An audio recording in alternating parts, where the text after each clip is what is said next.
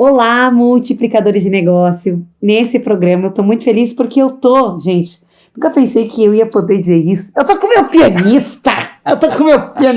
Pensa como é homenzinho, porque esse homem, ele é o homem que toca piano e faz um casamento. Claro, no Mulheres Inteligentes Multiplicam Patrimônio, vocês verem lá no outro programa que eu tenho de auditório, é ele que está lá comigo. E através dele eu também fiquei mais livre para cantar, né? Em breve nós vamos fazer aula também, mas mesmo sem técnica, ele me conduz de uma maneira que a música fica bonitinha, não é que fica legal? Wagner, eu gostaria que você se apresentasse para os multiplicadores, e hoje nós vamos falar um pouco desse universo da música, né? Sim.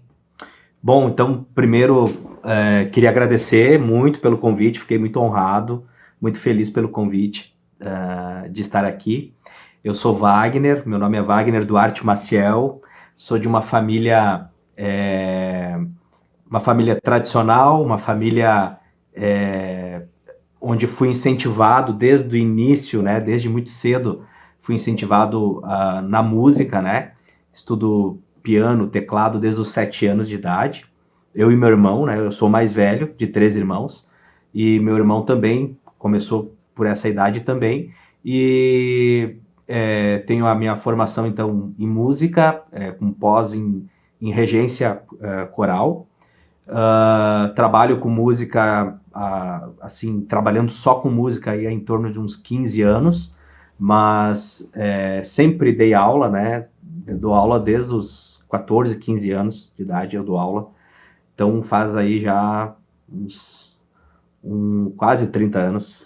Dou aula, gente. Uns 20 e poucos anos, né? Uns 26, 27 anos dando aula. Quantos músicos já passaram por você, Wagner? Pois é, essa conta ainda não consegui, mas muitos músicos, muitos mesmo. Graças a Deus eu tenho amigos, né, que hoje são meus parceiros de trabalho, né, que tocam muito bem, tocam profissionalmente, inclusive, em outros lugares, e que fizeram aula comigo. Eu sou muito feliz por isso, sou muito agradecido, assim, por ter feito parte na vida de muita gente. E aí, quando tu traz isso, né, de muitos músicos profissionais que estão aí hoje parceiros de mercado, com que idade seria o ideal, né? Tem uma idade, assim, eu tô em casa, sinto que meu filho tem aptidão para música. Você também ensina crianças? Sim. Né? Tem aptidão para música. Qual que é a idade ideal que eu já posso começar a colocar ele, buscar, né, esse tipo de serviço, né, de ensino? Certo. Olha só, eu sou prof de musicalização infantil, que é uma especialização, né? A musicalização infantil é uma especialização dentro da área da música, né? Quando que se começa a musicalizar a criança? Na barriga. Sério? Sério. A partir do momento que descobre que está grávida, ali começa a musicalização. Como é que eu musicalizo na barriga? Com uns 3, 4 meses de idade, a criança, né? Tá em gestação, ela começa já a amadurecer o ouvido, né? A partir disso, é muito comum a gente assistir nos filmes e ver na internet as mães passando a mão na barriga, né? A grávida passando a mão na barriga cantando e tal, né? Uma forma instintiva, até, assim, uma forma, talvez até sem uma forma leiga, sem saber o que está fazendo, mas de uma forma de... né? Exato, uma forma de carinho. Mas a criança está sendo musicalizada ali. Então, quando a mãe dança, né? Quando a mãe ouve, então a criança está sendo musicalizada aí. Então, é muito importante a musicalização, muito importante, porque a música, Miriane, não é só uma questão que é bonito, que é legal ter essa veia artística, né? Não é só isso. A música é uma das únicas ferramentas no mundo todo que trabalha os dois lados do cérebro, né? A parte cognitiva da emoção e a parte da razão. Ela faz com que essas duas áreas se comuniquem de uma forma muito rápida, quase que instantaneamente juntas. Então, é a única forma que faz com que a gente tenha a questão assim me fugiu a palavra agora. Da sincronia. Essa sincronia, e isso faz com que o meu raciocínio lógico, essa é a palavra, faz com que o meu raciocínio lógico fique mais apurado, fique mais alerta. Então eu vou me dar bem, o músico ele vai se dar bem em matemática, ele vai se dar bem na parte das exatas e na parte do relacionamento, das humanas. Uau! Legal, né?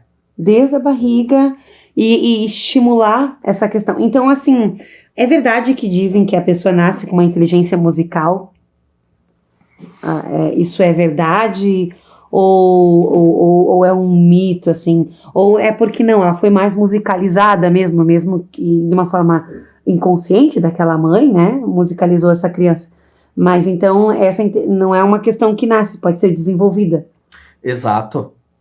Pode ter, porque eu acredito em dom, eu acredito nesse talento natural, um talento mais... na facilidade que a pessoa tem para certas atividades, como a música, por exemplo. Exatamente. Eu acredito nisso, que pode ser nato, pode nascer com a pessoa, pode ter isso. Eu, particularmente, né? Mas tudo pode ser desenvolvido. Tudo. Então, olha só, o que eu estava conversando antes ali fora com o Glacier. O seu Glacier, nosso diretor aqui. Exatamente, e nós estávamos falando na questão familiar. Eu sou influenciado pelo meu pai, pela minha mãe, pelos avós. Então, toda essa influência, essa carga de influência, vai fazer com que eu me direcione ou tenha mais facilidades em algumas áreas específicas. Por isso que, normalmente, médico, o filho... É médico. É médico. Né? O pai é músico, o filho... Tem uma aptidão para música. Muito forte, porque ele foi influenciado, foi musicalizado, ele foi instigado, ele foi, sabe, desde muito pequeno. Agora uma pergunta clássica. Qualquer um pode cantar? Sim. Qualquer um pode cantar? Cantar e tocar. Qualquer pessoa pode fazer isso. Cantar ou tocar. Sim, porque é uma questão de treino. É uma questão de treino muscular. Porque o cantar é músculo. A gente tem ali a prega vocal, que são as cordas vocais. Eu preciso treinar ela. Eu preciso afinar, eu preciso treinar o meu ouvido musical, meu ouvido interno. Eu preciso treinar isso. Então, quando eu faço isso na infância, é tudo mais fácil. Depois vai ficando um pouco mais difícil. Essas comunidades, por exemplo, eu venho da comunidade cristã, eu me criei na igreja, e eu me criei em corais. A minha mãe canta na igreja, minha mãe é cantora evangélica. Nós não fizemos aula de técnica de canto, né, enfim, mas o fato de ter participado de corais, de ter participado, isso já mas já é um certo treino, não é? Sem dúvida, isso é uma musicalização. Eu também me criei cantando em corais, infantil, depois juvenil, depois jovem, depois coral adulto. Me criei cantando na igreja, e a igreja é uma grande fonte de musicalização. Que legal. É uma grande fonte, assim, é uma fonte riquíssima. Vamos falar sobre tipos de música. Então, toda música faz bem para musicalização? Eu acredito que não. Não é toda música. Hoje tem muita coisa na internet, muito material, muita coisa legal para se usar como uma ferramenta de musicalização. Mas não tudo. Por que que não tudo? Porque eu acho que a musicalização, eu sempre brinco, eu sempre, quando as pessoas me perguntam, mas é muito fácil dar aula para criança. E a minha resposta é infinitamente mais difícil que adulto. É muito mais difícil dar aula para uma criança do que para um adulto. Porque tem toda uma história, não que para o adulto, não porque o adulto não vá aprender também, não é isso, mas é na questão pedagógica, é na questão que está por trás. O que eu preciso apresentar para a criança? Ferramentas, eu preciso apresentar para ela como que eu vou ensinar uma célula rítmica de andamento quaternário para essa criança sem precisar dizer que é isso. Para um adulto, eu chego e explico, olha, hoje nós vamos falar um pouquinho sobre o andamento quaternário, que é um andamento básico da música, né? Tem 3 andamentos básicos, que é o binário, ternário e quaternário. É muito mais fácil eu explicar para um adulto, falando um nome teórico, falando um nome específico, do que eu ter que buscar recursos, buscar ferramentas para explicar para uma criança o que é andamento. Ela não vai saber entender. Então, o que eu preciso fazer? Eu preciso de ferramentas, preciso de buscar deixar isso o máximo possível lúdico para que essa criança aprenda. Então, não é qualquer música, não é qualquer site, não é qualquer vídeo do YouTube que vai me ajudar a fazer isso. Então, existe um estudo por trás disso, né? Até posso, de repente, passar alguns vídeos que eu confio. Eu já fiz mais de 40 cursos nessa área, com professores do Brasil e do mundo, inclusive da Suíça, fora, enfim, Venezuela, Estados Unidos. Tem muita ferramenta, tem muitos métodos de ensino de musicalização infantil. Então é bem interessante, Miriane, existem várias ferramentas. E respondendo a tua pergunta, então, não é qualquer música e também não é qualquer ritmo. Tem que expor, sim, tem que colocar a criança para ouvir isso, mas assim, buscando ferramentas certas. Tá. Mais direcionadas, assim. Não é qualquer coisa. Não é qualquer coisa. Não é qualquer música que é benéfica para aprendizado de música. Que é indicada nessa. Exatamente, porque tem que ser pensado, né? Tem que ser algo trabalhado, tem uma didática por trás. E agora nós vamos para outra pergunta sobre tipos de voz, né? As pessoas, eu fico na dúvida também. Eu sou, digamos, eu não sou uma cantora profissional, eu sou uma pessoa que canta porque tá a fim de cantar com as amigas, né? E acabo cantando com vários amigos.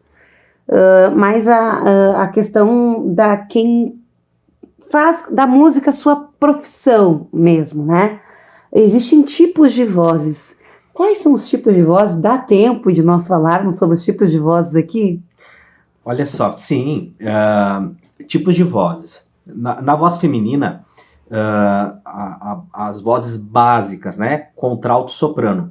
Mas nós temos, entre esse contralto e entre o soprano, então, na voz feminina, o contralto seria a voz grave e soprano a voz aguda. Tá. Voz feminina. Temos a voz grave. Voz grave. Contralto. Contralto. A voz aguda, que é soprano. Qual que é a minha? Não sei. A tua talvez, por aquilo que eu já te ouvi, aquilo que a gente já trabalha junto, eu diria que tu é um mezzo-soprano, que não é nem o soprano, mas também não é nenhum contralto. Tu tá ali, é o meu caso. Eu não sou baixo, porque na voz masculina nós temos o baixo e o tenor. Tá. Mas entre o baixo e o tenor, nós temos o barítono. Ah, vocês homens têm o barítono. Sim, que não é nem tão grave, um grave profundo, nem tão agudo. Fica na média. Então, eu acredito, porque tu tem facilidade de pegar alguns agudos, ok? Mas a tua voz natural, ela se encaixa mais dentro dessa tessitura entre contralto e soprano, tá no meio. Tá no meio. E gagos? Gago consegue cantar? Consegue, eu não Que a sou gente fonoaudiólogo, ouve. né? Mas a gente ouve, assim, que a pessoa às vezes fala de uma maneira, e aí quando vai cantar é outra pessoa. Eu já ouvi isso em alguns lugares. Sim. Eu já ouvi alguma coisa assim nesse sentido, né? Que o gago, ele tem... Quando ele vai cantar, por que ele consegue cantar? Porque ele tá com a letra decorada e a linha melódica decorada. Então ele não precisa... Não é algo que vai pegar ele de surpresa. Como você fazer uma pergunta para mim e eu ter que processar o que eu vou falar. Então, a gagueira, né? Não sei se é esse o termo, mas enfim, acontece pela ansiedade ou por essa preparação, ele tem que pensar antes de falar. Então, é como se fosse um atraso nisso tudo. Tá. A música acontece de uma forma decorada. Então, eu já sei a musculatura que eu preciso fazer para me alcançar aquela nota. Eu já sei como que eu tenho que projetar a minha língua dentro para projetar o fonema, para fazer a sílaba. Eu sei que para falar essa palavra eu preciso movimentar. Isso está lá no inconsciente já está algo decorado. Então, a facilidade do gago cantar está nisso. Tá. Nós voltando ali para os tipos de voz. Então, as vozes bases são quatro? Quatro. As bases, né? Básicas. E aí, entre essas, a gente tem os mesos, tem o barítono, né? E, por exemplo, eu quero começar a fazer aulas de técnica vocal. Eu e muitos amigos e amigos meus que almejam em cantar ou até que vão ir para palcos também fazer palestras. Uhum. A aula de técnica vocal, ela também abrange essa questão de palestras também? Claro, com certeza. O cuidado com o trato vocal é imprescindível. A nossa prega vocal ela é mais fina que um fio de cabelo. Ela é muito delicada.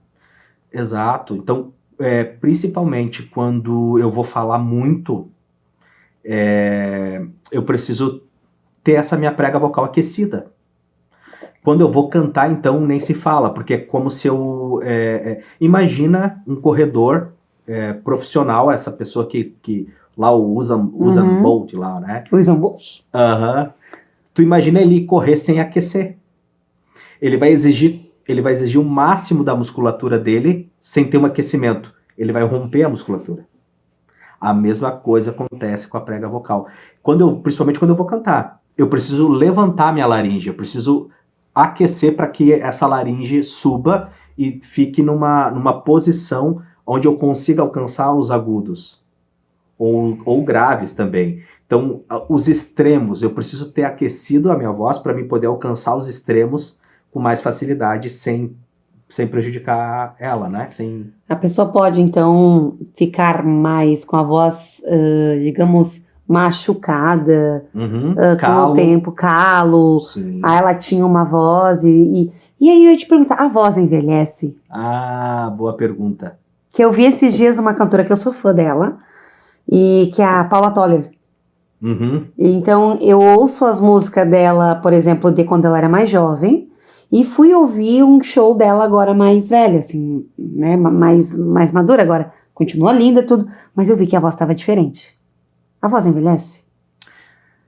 Então, eu já ouvi alguma literatura, já vi alguma coisa, já li sobre isso. Eu não sou especialista em técnica vocal, tá? Deixar bem claro. Meu negócio é teclas, é outra coisa, mas como eu trabalho com canto, né? Regi coral por muitos anos e eu trabalho nessa área, então tenho um pouco de conhecimento. Já li sobre que a voz não envelhece. Uau! Já li sobre isso. O que na minha opinião, o que acontece? Por que uma vez eu alcançava esse tom, hoje eu não alcanço mais esse tom? Porque em algum momento eu parei com a técnica. Algum momento da vida, eu ou exigi demais sem técnica, ou eu parei com a técnica. Tá. Quando eu paro, é claro que o corpo vai envelhecendo, né? O nosso corpo vai ficando tudo mais flácido, né? Enfim, vai envelhecendo. Mas, se falando da voz, a gente tem a musculatura facial, a gente tem toda uma musculatura que trabalha junto. Essa musculatura vai envelhecendo também. Então, mas eu ainda fico com a seguinte opinião. Eu fico com a questão assim, ou eu usei errado a minha voz por um grande tempo, e por isso criou alguns obstáculos com que faça com que eu tenha que cantar mais grave agora. Sim. Tá? Ou eu usei errado, ou parei de fazer técnica vocal. Parei por um tempo. E aí a minha voz... Agora, existe um trabalho para fazer voltar. Tá, existe um trabalho que pode ser que volte. Sim, com certeza. Ou que esse calo se cure. Existe isso. Sim. Agora nós vamos falar sobre empreendedorismo na música. Né? A gente trouxe essa questão que é possível, então, qualquer pessoa começar hoje uma técnica vocal e alcançar, no mínimo, quanto tempo de aula teria que ser, mais ou menos? Tem alguma média para a pessoa já sentir a diferença? Olha, a gente sempre diz assim, né, que o aluno é que vai definir isso. Em poucos meses, tu já consegue fazer muita coisa, assim, tu vai sentir muita diferença em poucos meses. Vai depender de quanto eu vou me dedicar. Multiplicadores, quando eu fizer técnica vocal, não direi nada, mas haverão sinais. Vocês que me acompanham aqui, boa. haverão sinais. Agora vamos falar sobre empreender na música, né? Sim. A gente sabe que a música, o músico é valorizado, o músico não é valorizado. Os desafios, né? A gente é um programa que se fala de empreendedorismo aqui, multiplicação de negócios. Como empreender na música? Olha só, quando tu me convidou, eu fiquei pensando, poxa, mas eu não sou nenhum empreendedor, assim, meu Deus do céu. O homem dá aula há 40 anos, 30 anos de aula, tá? Não, toca em casamento, toca em programa de TV, né? O homem toca tempo, e ele não é um empreendedor da música. Eu sou um empreendedor solitário, assim, eu sou um empreendedor para mim mesmo, para mim e para minha família. Né? Não tenho no sentido assim de colaboradores, né? Nesse sentido que eu quis trazer. Mas eu vinha pensando, né? Realmente a gente tem uma dificuldade, e eu sinto falta de um sindicalismo musical. Eu sinto falta disso. Por quê? Não é que exista uma como tu falou ali, uma falta de recurso, valorização. Valorização, obrigado. Não é que exista falta de valorização. O que existe é o próprio músico se desvalorizar. Porque esse homem não é barato, tá, gente? Só pra avisar, esse homem não é barato. Mas ele vale cada centavo, só pra avisar, entendeu? Esse homem aqui, ele vale muito mais, ele não é barato. Ele sabe o que ele tá falando. Do músico se valorizar. Do músico se valorizar. Eu sinto falta disso, sabe? Por muitos anos, a gente cobrava um valor de cachê para tocar em eventos, formaturas, casamentos, enfim. Ficou quase 10 anos o mesmo valor, Miriane. E todos os músicos que a gente conhece, músicos profissionais, músicos que a gente sabe que são músicos de confiança, que tu sabe que a pessoa vai estudar, a pessoa estuda, a pessoa treina, a pessoa se dedica, né? A gente estava nisso. E eu comecei a questionar, gente, não dá.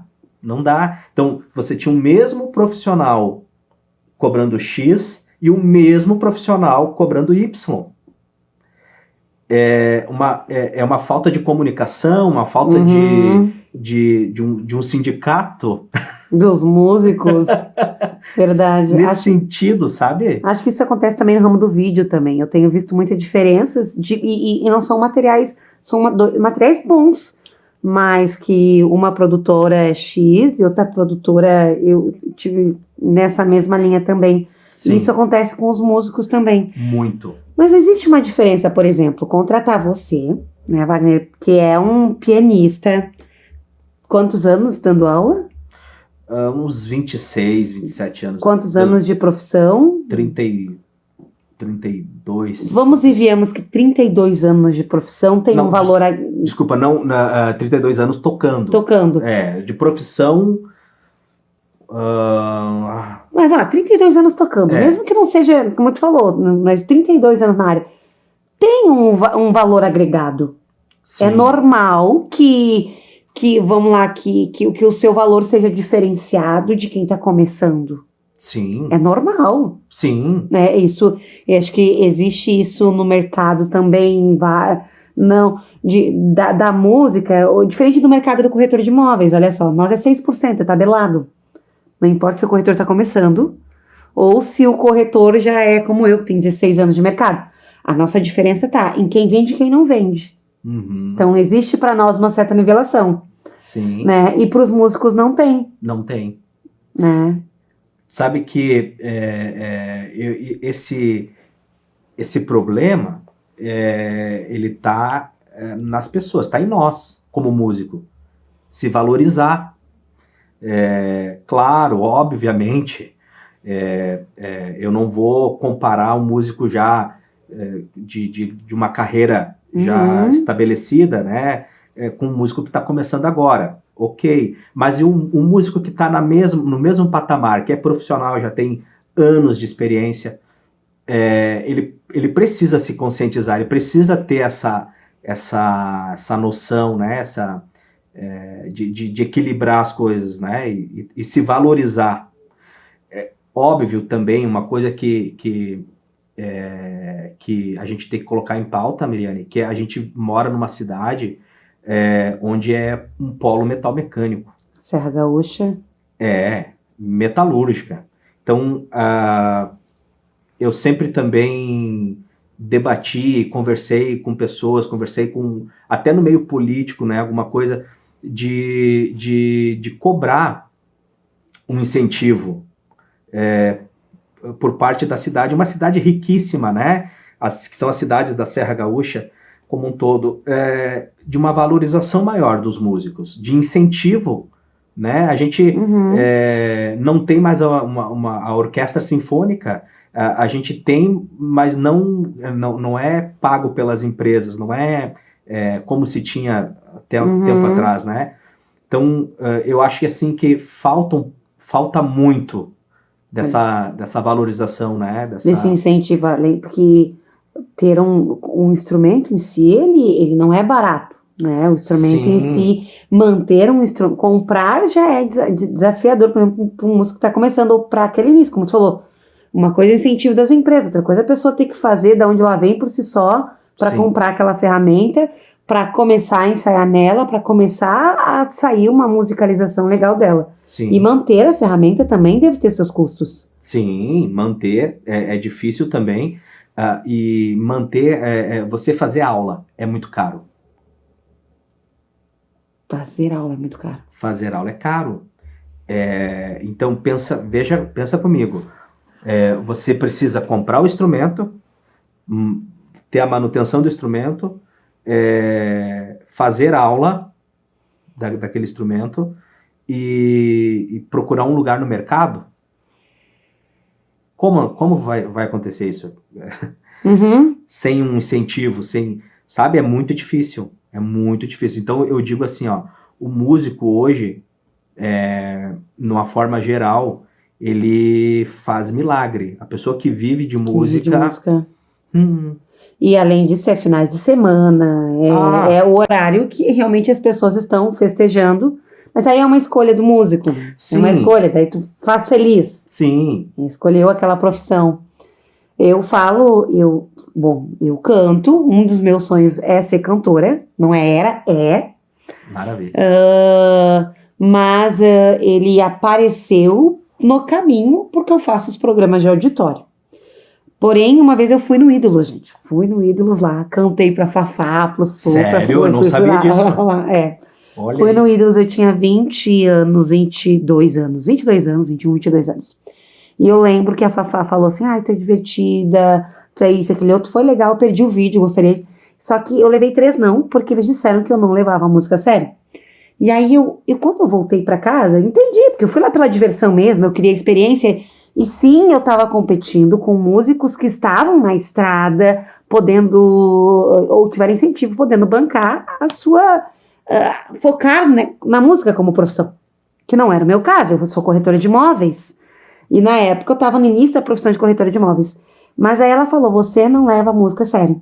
E eu pensei comigo, como eu voltei para a imobiliária que eu trabalhava na época, né? E o dono falou, Miriane, tu para ter um hobby, tu tem que ter dinheiro. A música é um hobby, Tim. Tem um hobby, a gente só pode ter quando a gente tem dinheiro. E naquele momento, ainda a gente não vi, né? E aí eu fiquei pensando, como é que a gente vai levar a música a sério? As pessoas que podem ter um talento aí Sim. no mercado que seria valioso para a região, porque a música ela traz cultura, a música, um músico, ela traz, incentiva o turismo, a música ela traz dinheiro para a região de uma outra forma, não é da forma metal-mecânica, mas é de uma outra maneira, Sim. traz entretenimento, a música traz, então existem muitos talentos aí que estão enterrados, eu vou dizer assim, porque realmente viver da música, como tu disse, é um extremo desafio. Exatamente. Bom, é bem isso, tu falou tudo aí, né? Como que eu vou levar a música a sério? Como... Sim, se não tem mercado, primeira coisa que, pensando profissionalmente, né? Como é que eu vou, tá, ok, eu vou fazer uma faculdade de licenciatura em música, porque em Caxias não tem bacharel em instrumento, né? É uma licenciatura que é um geral, né? Para você dar licenciado para dar aula, né? Mas não é no instrumento específico. Como nós temos na URGS, por exemplo, nós temos bacharel em piano, bacharel em trompete, nos instrumentos específicos, né? Aqui hoje nós não temos ainda. Quem sabe futuramente se abra, né? Seria muito legal. Mas aí, ok, vou fazer... Meu sonho é viver de música, né? Que era o meu sonho e graças a Deus hoje eu consigo viver de música. Mas eu tinha esse sonho lá com meus 14 anos, 13 anos. Eu já gostaria de viver de música. Mas quando a realidade começou a se apresentar para mim... Quando eu comecei a ver a dificuldade que era, eu não consegui. Eu tive que trabalhar em metalúrgica, fui trabalhar com vendas, trabalhava em outras áreas e dava algumas aulas finais de semana. Dava minhas aulas finais de semana, dava aula de noite. Então,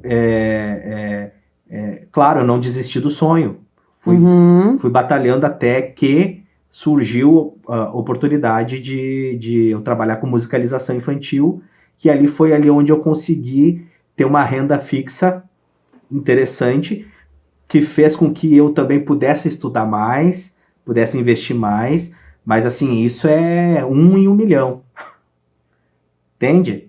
E essa oportunidade eu tenho certeza que muitos gostariam de ter, mas infelizmente precisa de um olhar mais político nessa área.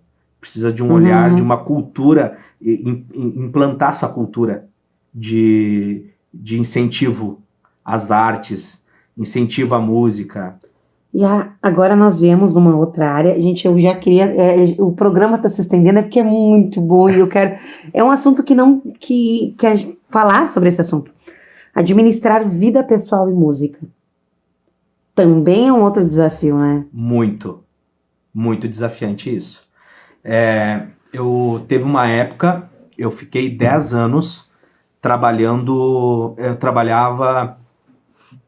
eu saía às 8 horas de casa e voltava à meia-noite, todos os dias, inclusive sábados e domingos.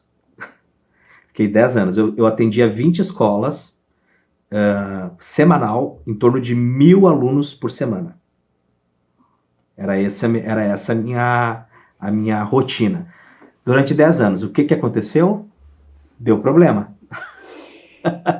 Deu problema. Eu entrei numa crise de ansiedade violenta, tive que, enfim, passei por vários problemas, tive que reduzir tudo, parei com tudo, e foi bem perto da pandemia ali, foi praticamente junto com a pandemia ali, mas eu tive que reaprender, tive que reorganizar a minha vida, né, entender que a minha vida particular, a minha vida familiar vinha em primeiro lugar, e eu não tinha isso não tinha essa referência. Então, para mim, eu tive que priorizar algumas coisas pela saúde mental, emocional, física, né, para as coisas poderem se alinhar, porque realmente estava difícil. Então, o músico profissional, ele tem uma demanda que não tem, a carga de trabalho às vezes não tem horário. Às vezes você vai fazer um evento, você vai ficar o dia todo à disposição daquele evento. Sim. Porque tem toda a parte de logística por trás, né? Monta equipamento e tudo, depois desmonta. Não é um piano, é 2 pianos, entendeu? É o pai do Cris. É o pai do Cris. Não é um piano, é 2 pianos. Você vai vendo Mulheres Inteligentes. É 2 pianos. É o cara que cruza, cabeceia e defende, né? Então, assim, tem que ter muito cuidado com isso, porque acaba virando... você não tem uma vida. É muito desregrado, né? Desregrado os horários ali. É bem difícil. Então tem que ter uma administração de tempo, né? Para ter o lazer com família, para ter a parte profissional ali de estudar, porque requer muito estudo. O músico, ao contrário de que, de repente, né, as pessoas pensam, ele é uma pessoa, um músico profissional, né? Que quer estar no mercado, quer estar sempre sendo bem visto no mercado e sempre trabalhando, ele precisa estudar a vida toda. A vida toda. A vida toda. Nunca vai parar de estudar. Uau! Então, a gente começa novinho, criança, comecei lá com 7. Nunca parei. Porque sempre tem música nova, sempre tem repertório novo, sempre tem a música, ela é cíclica, né? É orgânica, ela tá viva, é algo que está sempre se renovando, então precisa estar sempre estudando. Você é piano, nós passamos por aqui por um saxofonista, então também tem essa questão de alguns músicos que trabalham com instrumento de sopro, né? É a questão do ar, também do ar. Olha a pergunta da entrevistadora, mas não do fôlego. Sim. Né? Então... Imagina só por quantas horas fica soprando, depois tem que soprar de novo quando vai pro... né? E o dedo, agora falando última pergunta, mas eu estou aproveitando pelas curiosidades. Maravilha. Dá alguma câmbria nas mãos? Sim. Tem algum tipo de exercício para, no teu caso, que é no caso da pessoa que trabalha com música de sopro, é o fôlego, né? Mas você que né, que é com as mãos ali, tem algum exercício para as mãos que vocês fazem também? Interessante, o que eu falei antes do atleta, né?